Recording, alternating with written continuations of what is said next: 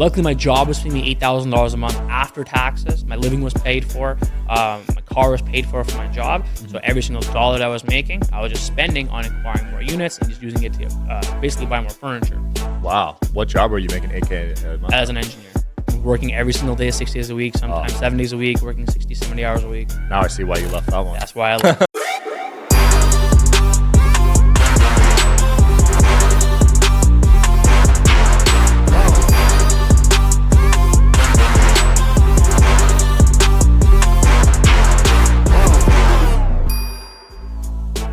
Wherever you guys are watching this show, I would truly appreciate it if you follow or subscribe. It helps a lot with the algorithm. It helps us get bigger and better guests, and it helps us grow the team. Truly means a lot. Thank you guys for supporting, and here's the episode.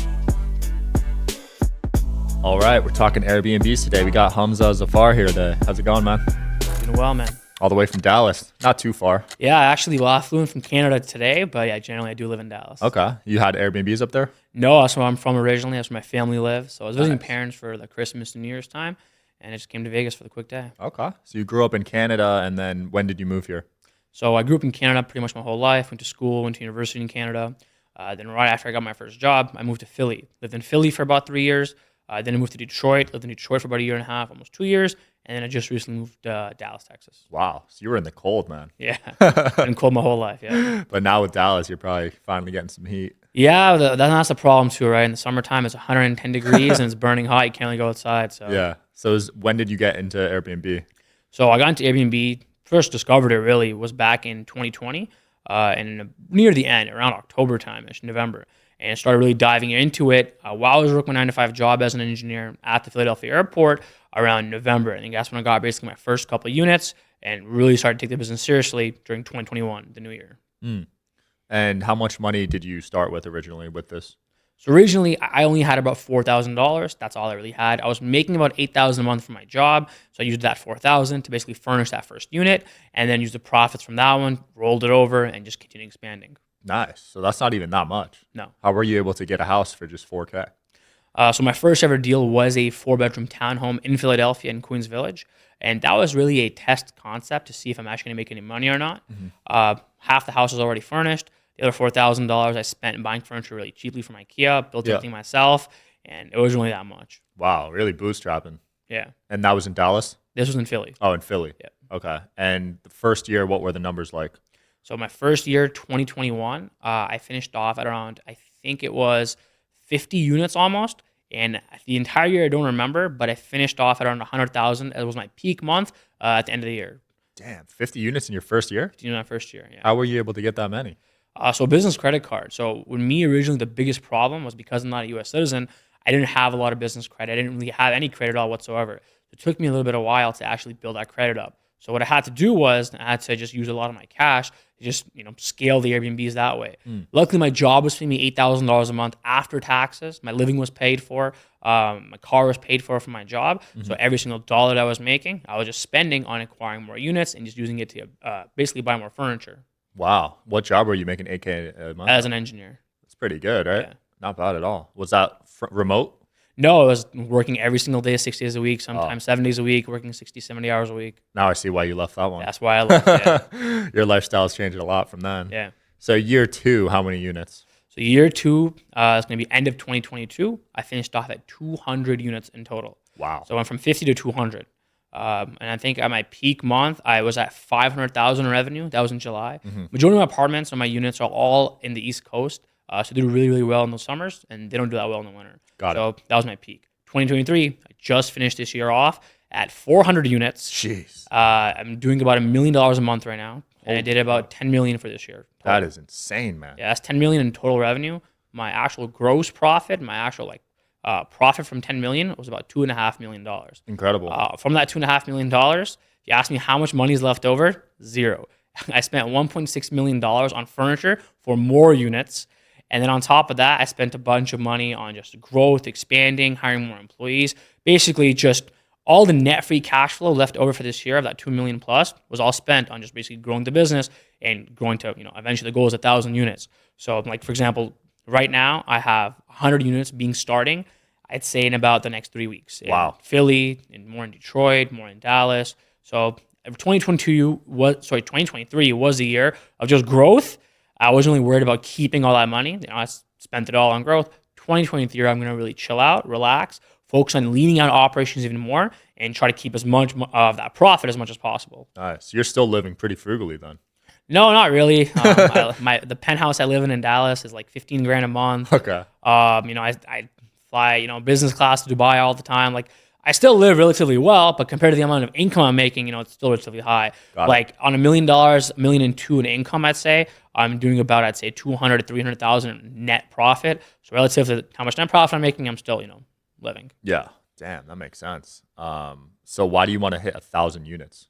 So I just that's a number that I have. I want to grow the business to that size. And if I can do it all without any outside investors, without any private funding, without any loans whatsoever, that's going to be a really big accomplishment because all that income is my income. There's no hands in my pocket. There's no distributions I have to give everybody. There's no 1 million partners. Everything I own 100% completely. And that's been my goal since day one. Yeah. So like right now, just with the 500 units that I have lined up, or the 500 units that I'll be at by the end of next month, I'm at 400 right now. If I don't expand whatsoever, if I don't grow, and I just chill at 500 units, I'll finish 2024 off at 20 million. Damn. And at 35% net profit margins, I should do at least $7 million in take-home income. That's after everything. That is incredible, man. And the fact that you're doing this right now in the current real estate market is super impressive to me because everyone I know in real estate right now is kind of hurting or kind of standing at a pause. Have you experienced anything Yeah, so like that? it's actually good for me that's happening. So I'll give you an example right now. I just had a building, new construction building, Gray Star managed. The builder built a building, and they have a lot of vacancy. They were on construction loans. They were on a bunch of crazy loans. They needed to basically fill these apartments up. So I signed a deal for 40 apartments in that building, brand new A-class luxury building.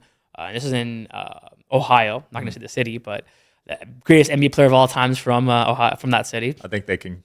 Yeah. But basically, the builder is basically screwed because no one's going to really rent these apartments right now. We're in winter time. It's the lowest time of the entire year for multifamily lease up. So he's burning money on the front end. So I negotiated 40 units with 4 months of rent concession for free.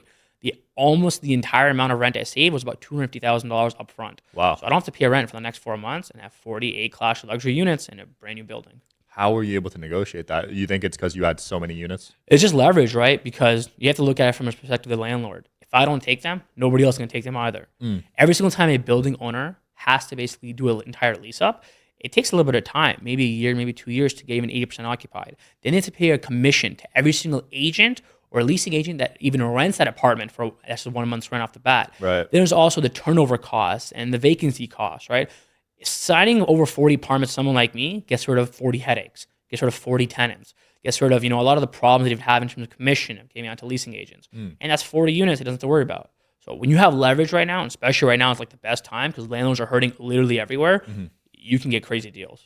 Dude, that is insane. I've never heard that strategy, but it's super smart because some people are buying one apartment at a time. And it's not as efficient. It's not worth the ROI of my time anymore, right? I'm at the institutional level where I'm competing with a lot of the bigger players in the arbitrage space.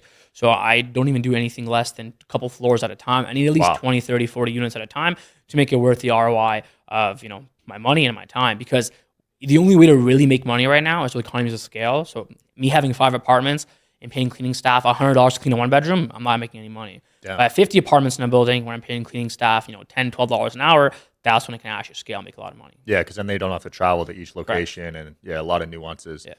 Are you interested in coming on the Digital Social Hour podcast as a guest? Well, click the application link below in the description of this video. We are always looking for cool stories, cool entrepreneurs to talk to about business and life. Click the application link below, and here's the episode, guys. So with your big competitors, how large are these companies? So I'll give you an example. Sonder has like 10,000 plus apartments. It was actually started by a guy from Canada too, himself. He was a student at, I think it was McGill University, started with one summer and scaled to, 10,000 apartments. But it's not his company. Obviously, he's the owner, he's the founder. He took VC back, he had a lot of VC backing and venture debt and raised a lot of money. The problem with that company is that they're losing money. For every dollar they make, they're losing about 30 cents. Wow. Yeah. So I think in the 100+ million they made, they've also lost millions and millions of dollars. So, my goal is to not expand just for the sake of market share. My goal is to expand, but also make money at the same time, right? My goal is not to get to a 10,000 apartments. I have no, goal for that. If I'm making, $20, $30 million in take home personal income on 1,000 apartments, I'm very happy with that. I'm good with that. Yeah. That is crazy. And were there any hiccups along the way, like any years or months where you were losing money or going Oh through? yeah. So last winter, I lost about $250,000. November, December, January, February. Those 4 months in total, I lost 250 grand in Damn. total. Yeah. So few mistakes on my end, but overall, it's just general market. One was pricing. I didn't really price my all of my apartments properly, assuming that last year, not the 2022 winter, but the 2021 winter, was what can I expect. That wasn't the case at all. So I didn't really discount my rates way ahead of time. And then on top of that, the actual units themselves. When I first started the business, I was in a lot of B class, C class apartments. I would go to Dallas, rent an apartment for $800. B class, C class stuff, and it would make $2,800 a month. That was during the good old days, the glory days of Airbnb, where anyone can grab an apartment, throw barely any furniture in there, and make $2,000 a month in net free cash flow. It doesn't exist anymore. So what I did basically for the year of 2023 was start eliminating and cutting all the units that weren't really profitable. They didn't have enough meat on the bone for me, improving my operations, leaning out my housekeeping, decreasing my housekeeping costs tremendously in almost every single city, and upgrading my units to higher end luxury A-class units. There's a lot more meat on the bone to actually make profit. Got it. So last November, just the November that just passed, I did about $200,000, $225,000 in total net profit on 400 units. But the November before that, I lost 50 grand on 200 units. Dang. So they go off the same metrics. I should have lost 100 grand this November, but I didn't. I made 225 grand because housekeeping costs were reduced by 70%. The units now are a lot better, a lot nicer, designed a lot cleaner. And pricing. I just went pricing way ahead of time, 2-3 months ahead of time, because I didn't want what happened, last winter to happen again. Yeah. So are you using AI to determine the price you charge now? Yeah, so there's a software everyone uses called Price Labs. Yeah. It's pretty self-explanatory once you sign up. But just using that software alone isn't enough. There's a lot more in-depth revenue management skills that you have to actually apply to make sure it's actually working. Have you seen a sweet spot in terms of the pricing? It's dynamic, right? It really changes. In the wintertime, you're trying to sell off apartments as low as possible at break even or a little bit above. Summertime, you're just blowing up your weekend rates. You're blowing up those concert rates to even $700-800 a night. Taylor Swift concert was crazy for me this year. I think I didn't sell a single apartment for less than $600 a night for the Taylor Swift concert. Damn. So, yeah, I made a The lot. one in Vegas? No, so in the cities that I'm in Pittsburgh and Philly and Detroit, those are 3 cities that she came to. Every single apartment, minimum $600 for the entire weekend. Jeez, I think she was making like $1 million a day or something crazy. Yeah, so I was making a lot of money because of her. That could be an interesting strategy. Go after cities where like artists perform at. Yeah, but the thing is, you can't rely just on that because those things are really dynamic and can change at any time. Yeah. So they're nice to have. It happens once in a while, but can't really rely on it. I feel that. Yeah. Do you stick with like the same cities for the most part? No, so I try to expand where I can, but I've actually changed my strategy this year. Last year, my goal was to expand horizontally and get into multiple different markets, but realized it's not really the way to go. I want to expand more vertically because if I'm expanding vertically, my economies of scale actually get a lot better and actually hire housekeepers and cleaning staff for a lot lower, therefore increasing my overall net margins. That makes sense. Yeah, because then you could just use the same team rather. Yeah, there's no point of getting 20, 30 apartments in 10 different cities. Get 100 apartments in three different cities. You'll make a lot more money. You'll make way more profit. Your margin gonna be a lot better. Yeah. So you care mainly about the cash flow, not the equity, right? Well, correct. Yeah, there's no equity in this business whatsoever. The only equity you really have is the actual business itself. Is the business sellable after a certain amount of EBITDA that you're making per year? Yeah. It is to bigger arbitrage companies, to private equity. You have to be past a certain point for them to even be interested. Yeah. That point is around, I'd say, 500 plus units. For the 500 plus units, if your goal is to sell, then you can sell the business if you want. Yeah. Is that a goal for you or no? Honestly, I have no idea. Either I scale to 1,000 units and sell, or I sustain it and make it a lifestyle business. Yeah, because I feel like, how many hours are you actually putting into this a week? Now, I'd say probably 3-4 hours a week at the very That's max. it? Yeah. Damn. Yeah, you could just make 10, 20 mil a year off 3 to 4 hours a week. Right. So, and that's the goal, right? So we'll see really where life takes me. But as of right now, I'm just trying to get to 1,000. Yeah. So what's this Airbnb bust? I see people are quitting Airbnb. So almost every single news outlet in the media, you're going to basically hear Airbnb bust almost everywhere. And it is true. And I'll give you some context behind it. So the old days, 2 years ago, in Airbnb, you could go rent any apartment, put anything inside of it, ugly pictures, price it randomly. You'll make a lot of money. Because so many people have been talking about Airbnb arbitrage, specifically in social media, right, in the news, and how lucrative the business model it is, Markets got saturated. What happens now is you have a huge amount of supply and demand cannot keep up. So the only people that are actually going to make any money are the top 20% of hosts. They're probably going to attract 80% of all the revenue. So you have to be an exceptional host nowadays. You can't just put in random furniture, then you're going to make money. Your design has to be on point. Your pictures have to be on point. Your reviews, very important, have to be on point. You have to be a super host. Your pricing strategy, your revenue management has to be on point. The quality of your unit has to be on point. The amenities, do you have free parking? Do you have a gym? Do you have a pool? All these things matter now, and those are the hosts that are actually making most of the money. So are you one of those? Yeah. Yeah, that makes sense. The reviews for me are super important. Yep. Like if it's not like a 4 or 5 or above, I literally won't say that. Even anything below 4.8 is considered bad. Really? Yeah. 4.8? Damn. Yeah. That's tough because with restaurants, I feel like it's people are more strict. Right. Like for me, like restaurants, like if you're below a 4, I won't eat there. Yeah, for Airbnb, you can't even be a super host unless you're a 4.8 or above. Wow, that is insane. When it comes to the furnishing, did you have to learn all that on your own, or did you just outsource it? No, you can really outsource it. So originally when I first started, my wife helped me a lot with furnishing the apartments, designing everything. And now we started scaling and it got really hectic and really busy. Just hired basically VAs overseas, full-time as interior designers. They're just as good as American interior designers for 1/10 of the cost. And they basically do the entire design aspect for me now. Wow, and they do it remote? They do it fully remote.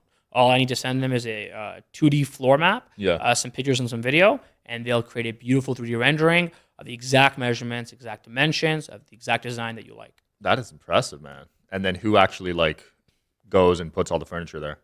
Furniture builders, people from TaskRabbit, teams on the ground. So if it's the current city that I'm already in, I already have teams that handle the entire thing from the moment the furniture arrives to the moment the listing gets listed on Airbnb, pictures set up and everything. For a brand new city, then we have to basically go there, find a team, build a team, and start from scratch. Yeah, that's cool. And you mentioned you started this off credit mainly, right? Business credit helped a lot, yeah. So credit cards?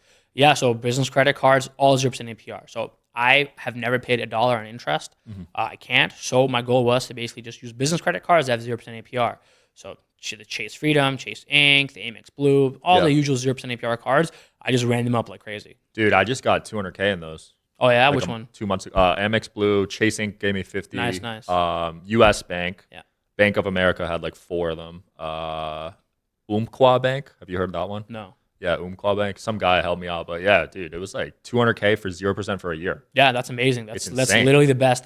That's free money that you can use to expand your Airbnb business, not worry about having to pay it back until a year later. Yeah, no, I'm a huge fan, and I mean, you see guys like Dave Ramsey like hate on taking on debt and stuff, but I feel like with that method, it's very low risk. Correct. Like Dave Ramsey hates the fact that you're paying 25% interest on credit cards, which I agree, you shouldn't pay at all. But if you're not paying anything and you're paying 0% for the next year, it's a no-brainer. Why wouldn't you? Especially if you could put it in a cash flow. Because then you could just make that money and keep the difference. Yep. Yeah. So do you do this mainly? Is there any other investments you have? That's pretty much it, man, honestly.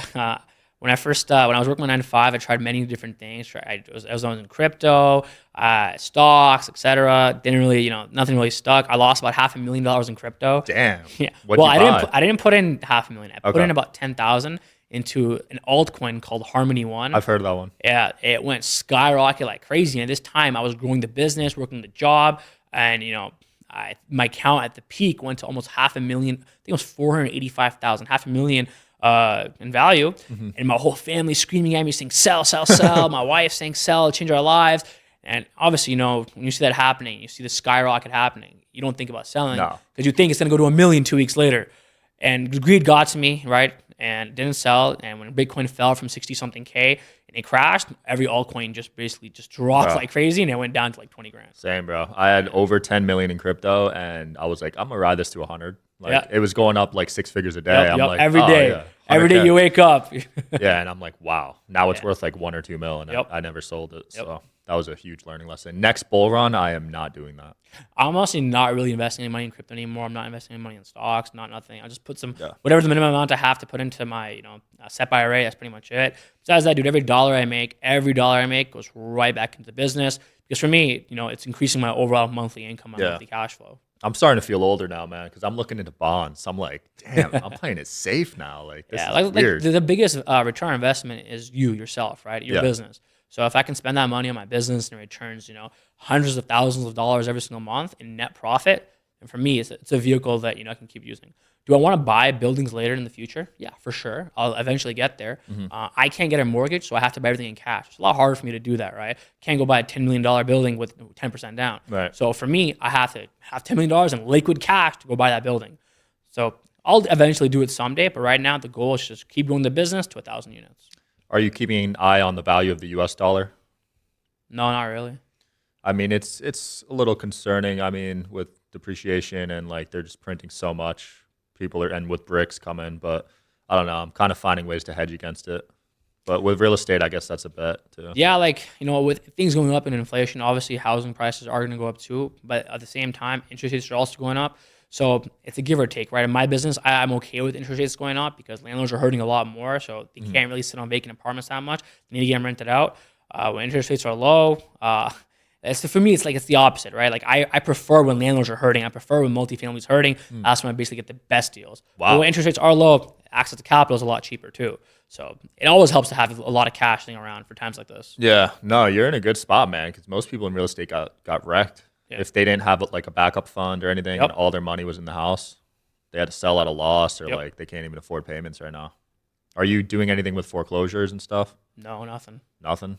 Nothing. So you're just buying new apartments? Yeah, renting, yeah. So, Renting, yeah. Yeah, I'm just strictly focused on the business, man. That's pretty much it. I don't really do anything else besides it. Wow. Is there any apartments that just someone threw a party or something? Oh, yeah, dude. So, for example, in cities like Detroit or Philly, you're going to run into that issue a lot. A lot of big players and big companies tried starting in Philadelphia, but they left after a year, 6 months. Buildings all kicked them out because they couldn't handle the clientele. They couldn't handle the people coming in from North Philly, from Jersey, from Camden, from Trenton. They would throw crazy parties, right? So you learn your lessons and you learn from your mistakes, and you build systems in place to prevent that from happening.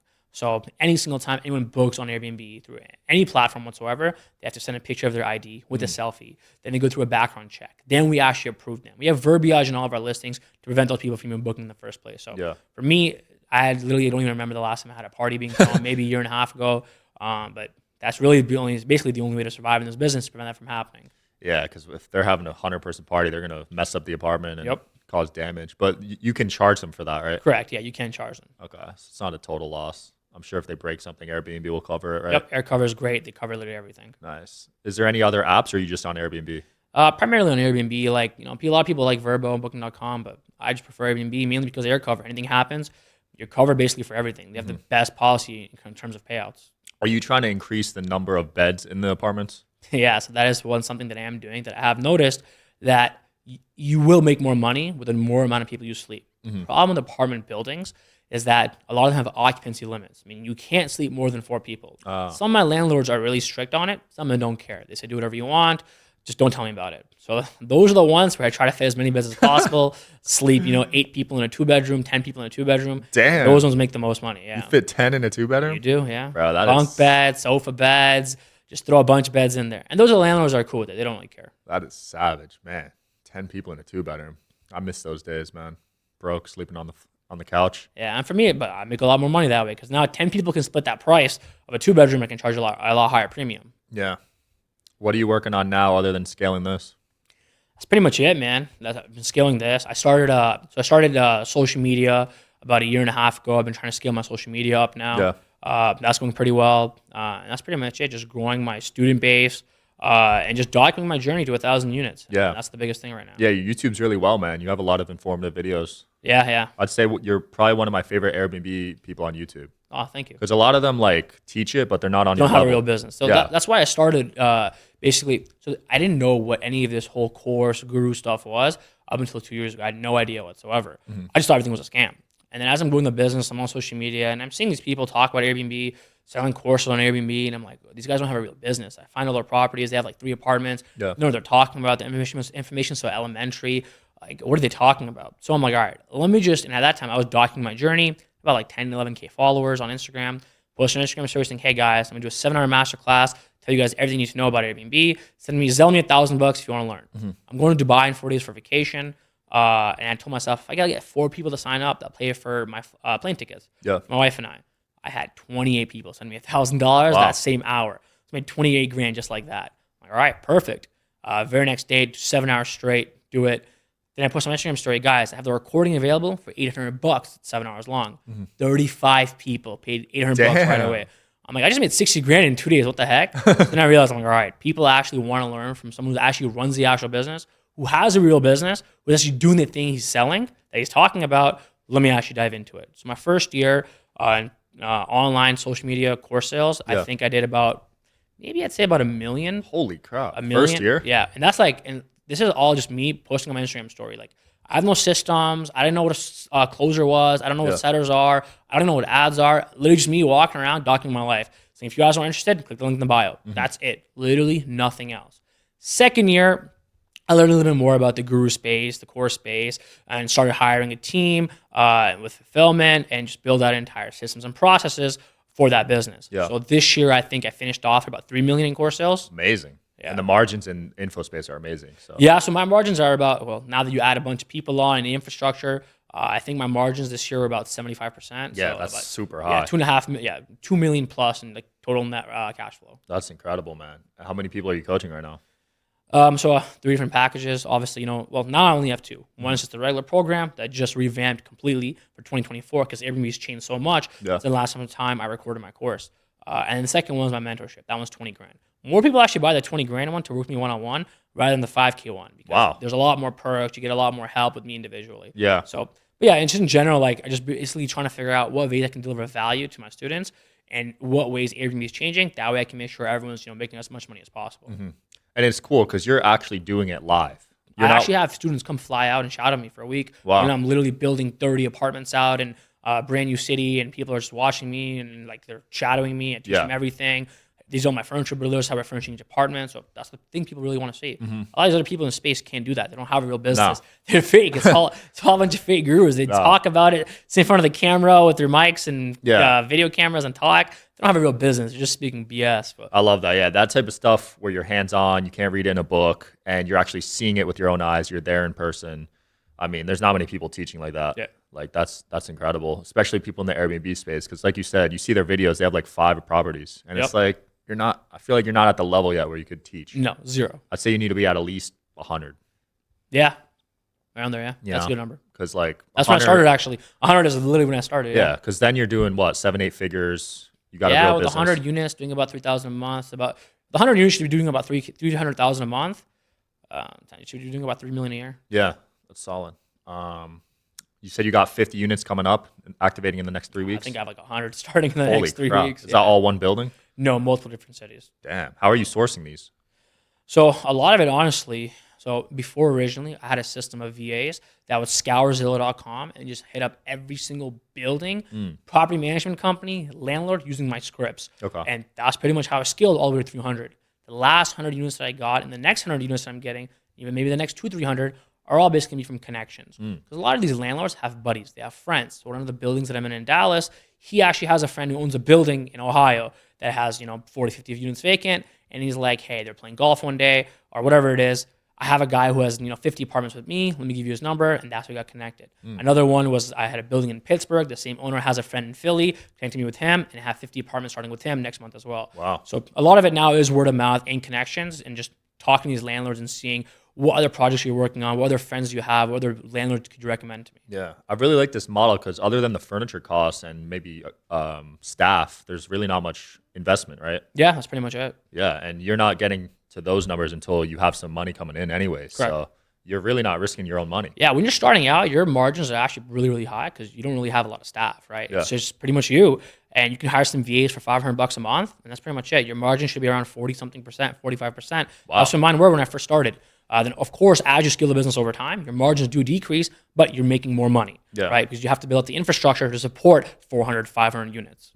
Yeah, 40 is really high for Airbnb. Yeah, well, and that's when you first start out. So my margins right now this year, I think, was at 25%. Okay. My goal for 2024 is to continue leaning down operations and finding inefficiencies, plugging in any holes, and increase that margin to 35%. Yeah. Because this year, if I don't, after the 500 units, I should do about 20 million in revenue. At 35% net margin, that's $7 million in take-home net income. That's amazing. So and you're in Texas, so no state income tax, right? I am in Texas, correct. No state income tax. Awesome. But I still have to pay, the other federal taxes and things like that. That one, I'm still looking for ways with that one. I'm actually starting a charity this year. Literally, dude, you have two options, and I've explored this very, very deeply. One is go buy real estate, all right? Go get a big mortgage, do some cost segregation, Yeah. and you basically will pay, almost nothing in taxes.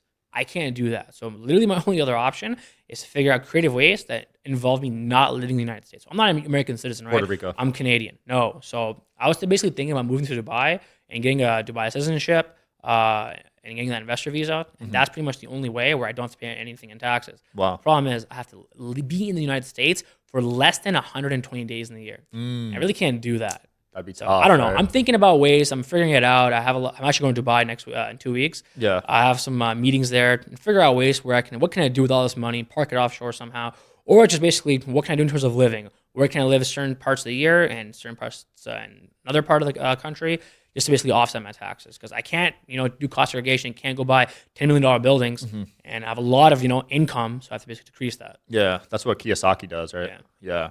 You get to the point where you're sacrificing your freedom a bit. So this year on 10 million in income, so 10 million in revenue, let's say total income out, let's say it was 2 million something. I only paid about $250,000 in total taxes.